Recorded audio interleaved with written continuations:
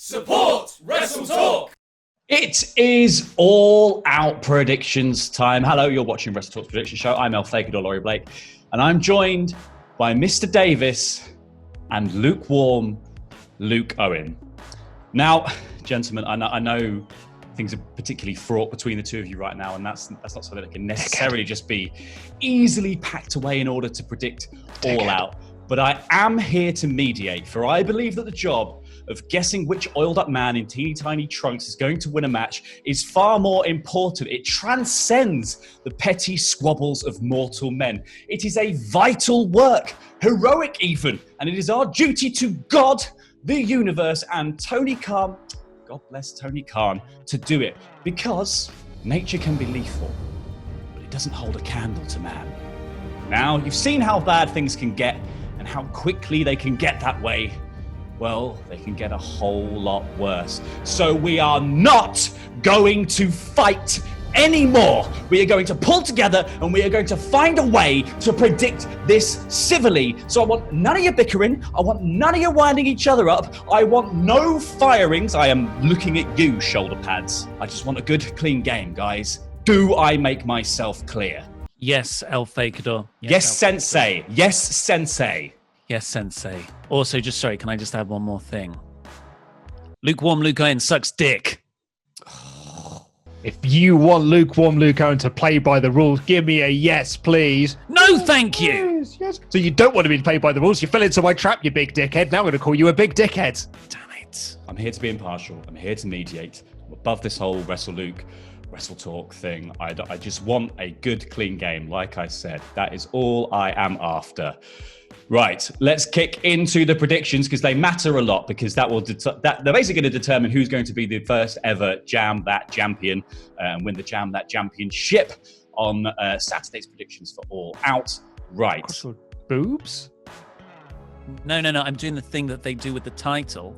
Yeah, but you're doing it across your boobs. Well, that's because my waist isn't in shot. So, but then I did point down low to indicate. So boobs and your penis? No title belt, but... Shut up, Luke Owen! Right, we're starting with the Casino Battle Royale, which is a 21-man contest in which people are divided up into suits. Those suits all come out at different times, enter the match, and then there is a joker, a wild card, who is yet to be determined. So last year at All Out 1, the wild card indeed won this Battle Royale, which was Hangman Adam Page. He was unannounced for the match. So they have announced 20 names for this, but they have not announced the 21st man. So I believe that the 21st man is going to win this, and I believe that man is going to be the former Rusev Miro. Any proof to back that up? Absolutely none. I just think it's a TBD, so it's got to be like a surprise, right? So yeah, I think it's got to be a surprise. And what bigger surprise could it be than, Aiden English coming out doing the and then Miro Day coming out to win the Battle Royale. I don't know, man. I just think it's going to be a shock. This is a classic example of Luke Warm Luke Owen just pandering to the fans of people who want to see a surprise shock debut. There's the chances of me or him getting this prediction correct are very, very slim, because there's 21 names to choose from, possibly, including, that TBD, which might be Rusev, but come on, let's be honest, it's not gonna be. It'll probably be someone like... Come on, you can get there. It's like watching Calling Spots.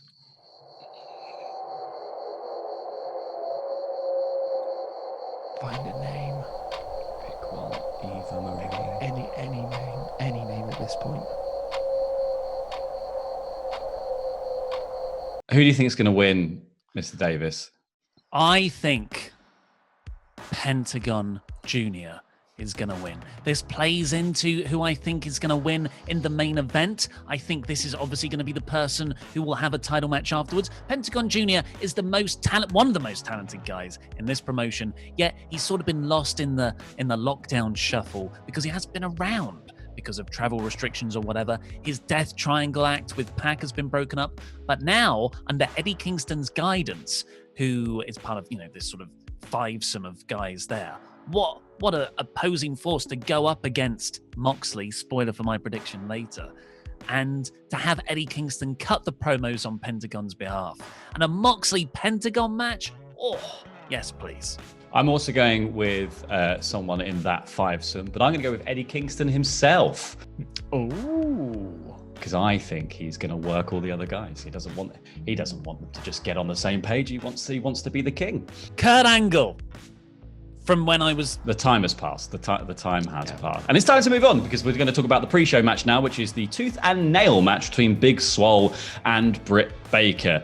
The exact rules of this haven't actually been announced yet, have they? No, but Meltzer said on Wrestling Observer Radio that it's a cinematic match, which is why it's on the buy-in. So Swole had to win a handicap match in order to get this stipulation. She got to choose the stipulation, so she chose a stipulation that doesn't exist.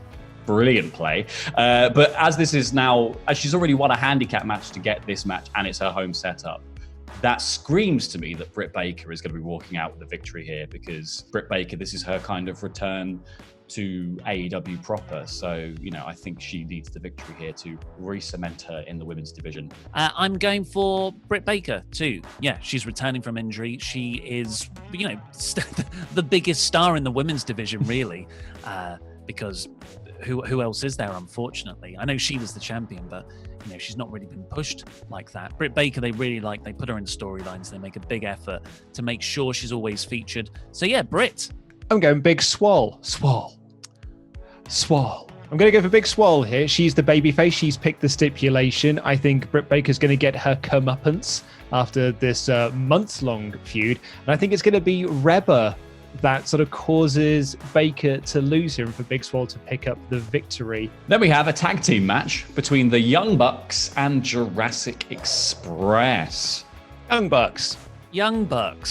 I'm also going for the Young Bucks for all of those reasons. Let's move on to the 8-man tag, which is the Dark Order of Brody Lee, Colt Cabana, Evil Uno, and Stu Grayson versus Matt Cardona, Scorpio Sky, Dustin Rhodes, and QT Marshall representing the Nightmare Family. I think the Dark Order have to win this one. They've already beaten up Cody and Brandy and written them off. I don't think they're going to lose to some sort of conglomerate of friends and family. Like, you don't lose to the distant cousins after you've beat up the head of the family.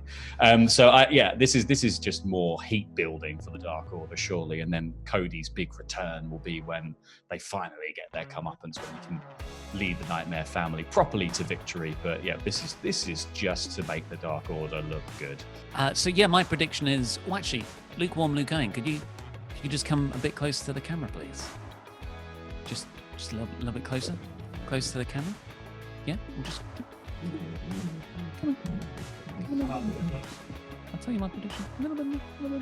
I think it's the Dark Order. Yeah, those are some goddamn papers. Also, the Dark Order is winning, for the record. Although I could also see Matt Cardona pinning Brody Lee to set up a future TNT championship match. Not that I would do it. That's not what I would do. Look at this guy. Trying to turn AEW into WWE fireys in all the positions. Rusev here, Zack Ryder in this spot. Honestly. Next up is Matt Hardy. So I'm sure Luke got something to say about this, versus Sammy Guevara in a broken rules match. The stipulation being that if Matt Hardy loses, he leaves AEW. I am going to go for Matt Hardy. Picking all the WWE guys. There is a possibility he could leave AEW and come back with a different persona a few months later. He's not really caught fire in the way that AEW hoped. A big part of that is not having crowds. But I think it's Matt Hardy's style of match, broken rules match. He needs the victory, really. I'm also picking Matthew Hardy here. I think that the him leaving stipulation might have sort of called this a little bit. I'm not sure if Sammy's going to pick up 2 victories over Matt Hardy here. And also, again, it's the babyface who's picked the stipulation. I am going for Matt Hardy. For difference sake, I'm going to go for Sammy Guevara and say that Matt Hardy leaves and comes back as a different version of Matt Hardy. Let's do the AEW Women's Championship match, which is Hikaru Shida versus Thunder Rosa, who is the NWA Women's Champion. This is obviously quite an easy way to build into a match that feels quite important with a very limited amount of time, because you've just brought in like a prize fighter from elsewhere. However, I don't think they're going to have Shida lose to Thunder Rosa at their big pay-per-view. They're going to have their women's champion drop a belt to someone from outside the company. So I think Shida is going to be retaining. I also think Shida is retaining here. I think Thunder Rosa is going to put in a very good performance. I think they're going to put on a very good match, but really this is just an exhibition match more than, you know, and Shida's only just won the belt as well. Like, I don't feel like she hasn't really done a lot with it thus far. So I'm going to go for Hikaru Shida to retain. The more I think about this match and hearing you both talk about it, the more I think now might be a time for AEW to switch it up. It's not like Thunder Rosa can go to the NWA and continue to wrestle. Billy Corgan has said that promotion's kind of on pause, at least through until the end of the year when people can wrestle again. So people like Thunder Rosa, people like Ricky Starks, former NWA talent, that Billy Corgan has said, you can go and work for AEW. I'm not going to hold you up like a Lucha Underground. You go and make your money. And AEW's women's division has just, it's stagnant, unfortunately. What a way to kind of give it a jolt in the arm and a shock victory to have a double champion. I've talked myself into this because I was coming in with Shida. I'm going to go Thunder Rosa. I can definitely see that. I can see it. Yeah, I can certainly see it.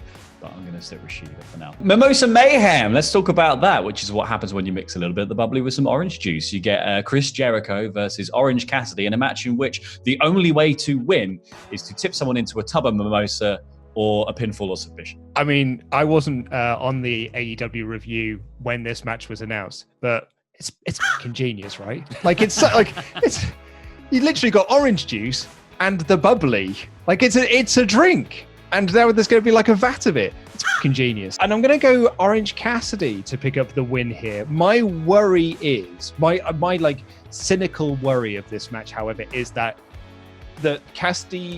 Jericho is going to pick up the win, but then Cassidy and Best Friends throw him into the mimosa anyway. So you still get the visual of Jericho in the mimosa, but the winner is still Jericho.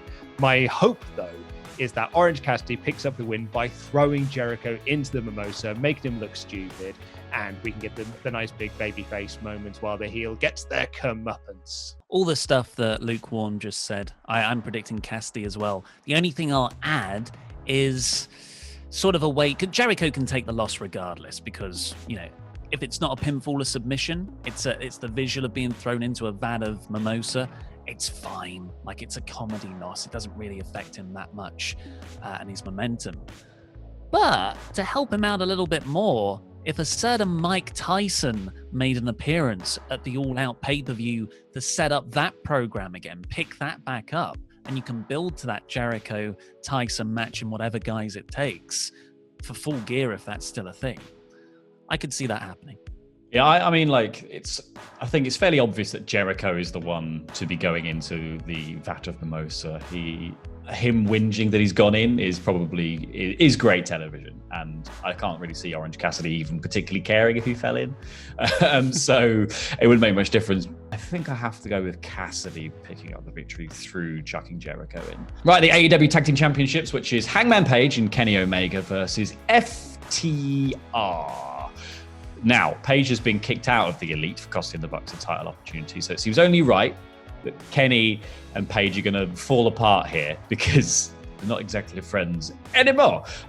So I would give the belts to FTR and then build up to that Young Bucks program. And then that's why you can have the Young Bucks win the match earlier in the night against Jurassic Express, because that makes them feel like the next most important tag team. This is what everyone wants to see. This is why FTR basically are in AEW. So let's just do it, shall we? Why don't we? All the stuff is looking at Adam Page turning heel. He was blamed on the Go Home episode. But Kenny Omega's been displaying those heelish tendencies far more concretely in the last couple of months. So I think it's Kenny who turns heel on Adam Page. Maybe not in the match, but post-match. I think if they really give it a good go and they work together, but then FTR beat them. First off, that makes FTR look much better than if it's because of an internal combustion issue. And it's kind of more heartbreaking because, man, they were on the same page. They were friends again for a moment there. And then Kenny turned heel, possibly in a mirror of that Revolution shot where it looked like Hangman Page was going to turn heel on Kenny Omega, but this time it's Kenny doing it and he follows through. So yes, FTR. I had come into this like almost convinced that it was going to be FTR, but it was something that you said, Fakador, that has made me change my mind, which is, and this is something that Omega and Page have said themselves, they're not friends. They're the best wrestlers. I think that they're going to retain here. I think we might see something with the Bucks in the match because they are they are still very much involved in this storyline. AEW have done a lot of red herrings, and I wonder if this is just another red herring. And I think that Omega and Page are going to retain. An important difference, because these are the predictions that might lose you the championship, Luke. And my job. And your job, but more importantly, the championship. The championship. It is the most important. What we're really all in here for. Oh, Where Ollie will wear it around his breasts, apparently. Right, let's move on to the AEW Championship, which is Jon Moxley versus MJF. I thought it was going to be Moxley. I came in here saying, but my gut has just said that. I wonder if it's going to be MJF. So I'm going to say MJF. Do you not like working at WrestleTalk? I bloody love it, mate. Throw this. I bloody love it, mate. Yeah, I'm going Jon Moxley. I'm going for MJF. I think he's turned the feud political. He's been campaigning to win the belt. America is going into a voting cycle. Who better to have as your champion to parody real life and kind of satirize what's happening in America at this exact moment in time than MJF, who's like, I finally won the presidency of AEW. I've got the belt. And now all the promises I made on my campaign trail, I'm going to let you down on. I also think as well that there's a lot of opportunity for shenanigans here because the paradigm shift is banned. You could have Moxley win via hitting the paradigm shift behind the referee's back to kind of extend out that feud and have MJF say you broke the rules, etc. But you could also have MJF cheat because his whole thing is that I'm going to beat you with wrestling moves. So you could have Moxley choke him out, Wardlow distract the referee, hit him with the dynamite ring so he can get the pin. There's a lot of room for shenanigans in this match. I'm not 100% confident on this pick, but I'm sticking with MJF, and I'm gonna be so mad at him if he costs me my job. To full credit to AEW, when we started these predictions, I thought we were gonna have pretty similar picks for everything. I was pretty sure on who I think would win, but 20 minutes later. 7 out of the 9 matches, I don't know. I was going to say, I'm clueless on this one, to be honest. It could go either way, and I think there's got to be a series of swerves and turns in this that we don't see coming, and that's what's exciting about it. But let us know in the comments down below what you think is going to happen at All Out. Like the video if you enjoyed it, and subscribe to the channel if you haven't already for more awesome WrestleTalk things. Please also, if you want to take part in Wrestle League, which is our predictions competition, become a pledge hammer on Patreon, and you can take part competing against us for the title of who is the best predictor. Obviously, there is also another layer to this because the best predictor out of Ollie and Luke for All Out, and you will see the results happening live if you watch our live reaction stream, which is going to be airing at the same time as All Out on WrestleTalk, with Ollie and Luke facing off against each other for the Jam That Championship belt.